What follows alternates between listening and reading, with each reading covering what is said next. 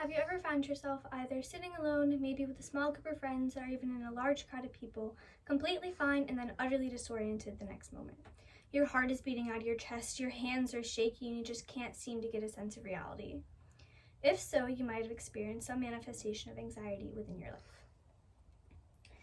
Now, everyone generalizes anxiety as one thing. However, there are actually many different nuances that relate to the different types of anxiety disorders that they are. And each of these anxiety disorders impact the individuals who suffer from them in different ways on a daily basis.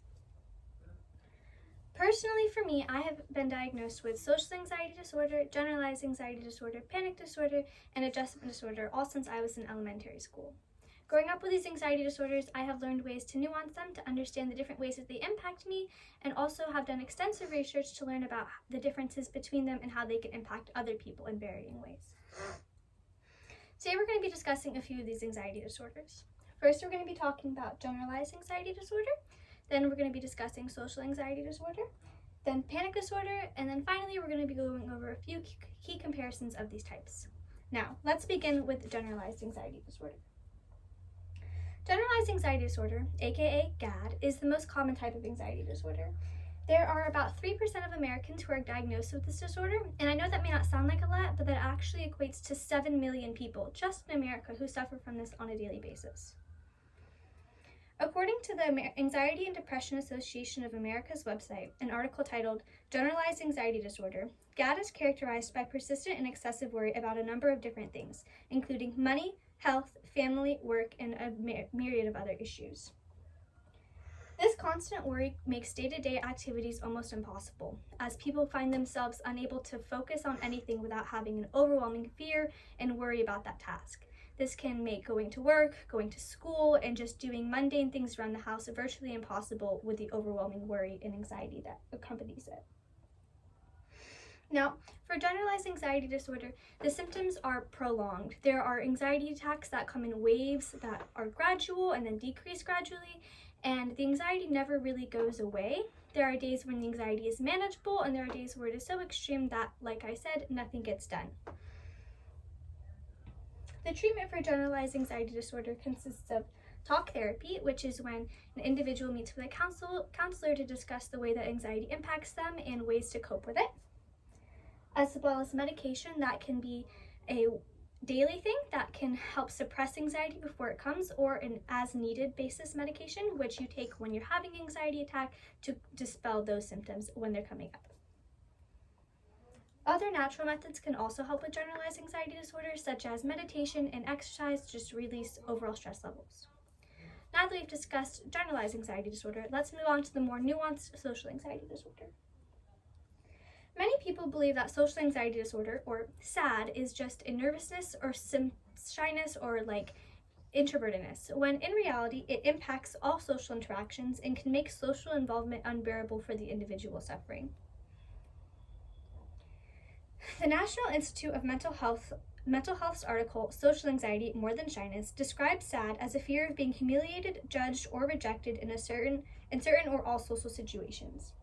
This fear of judgment infiltrates all social situations, making it virtually impossible for these individuals to go out in society without feeling like people are staring at them, judging them, harassing them, even when the people they're facing have none of those things happening. This can have severe life-altering effects. The most detrimental that I have been able to experience is an inability to attend public school. I missed my entire freshman year of high school because my social anxiety was so severe that anytime I would walk into the building, I would have an anxiety attack and be unable to attend classroom. I had a fear of rejection from my classmates and my teachers, and had so much worry about that I just could not go to school at all.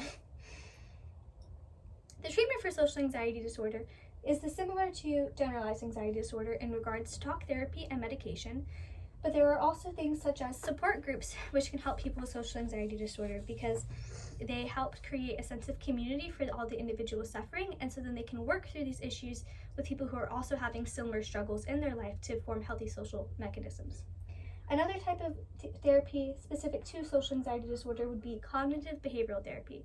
CBT helps individuals develop new ways of thinking behaving and reacting to social situations, which helps them to then hone their social skills and be more comfortable in everyday social situations.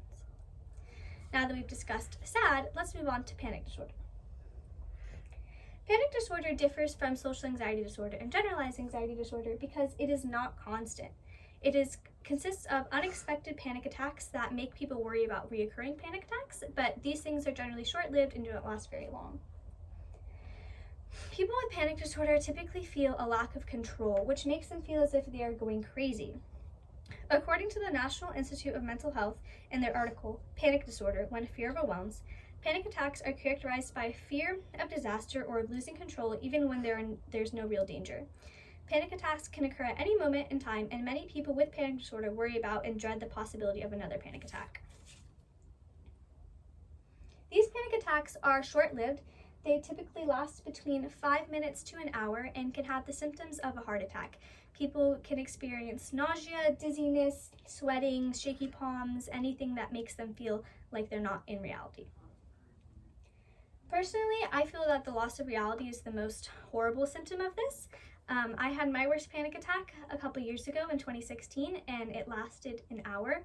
During this time, I had no recollection of anything that happened between 2014 and 2016, and my complete lack of reality was so overwhelming that I had no idea where I was or what was happening for this entire duration of time.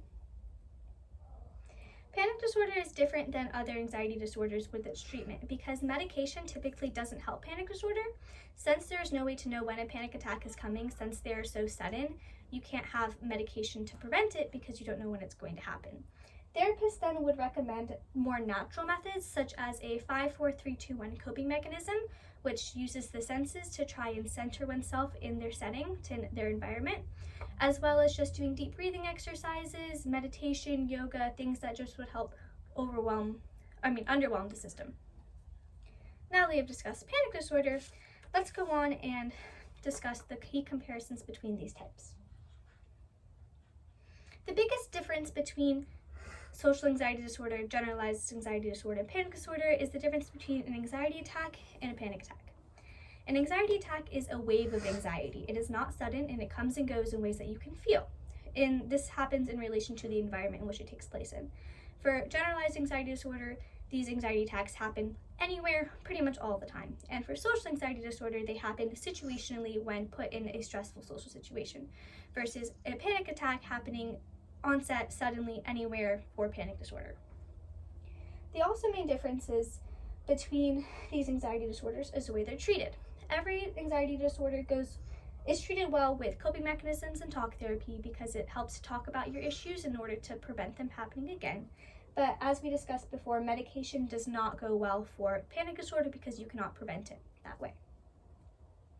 Natural methods are the go-to for all of these things because it is a universal way to decrease stress, and stress is a big trigger for anxiety. Now that we've gone over the different types of anxiety disorders and their comparisons, let's do a quick review.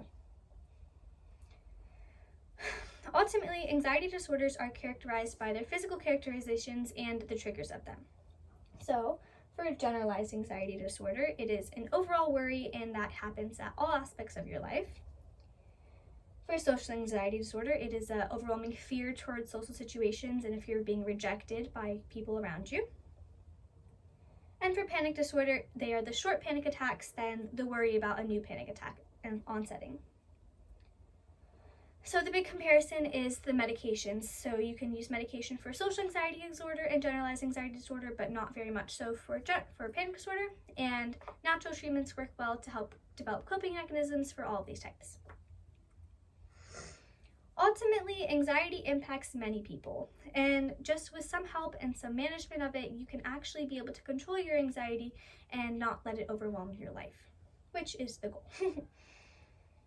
I've included some emergency hotlines in case there is a moment that you know of or anyone you know of that the anxiety gets so overwhelming in that time and space that you may not be able to utilize the coping mechanisms that we've talked about or that you can talk to a therapist with.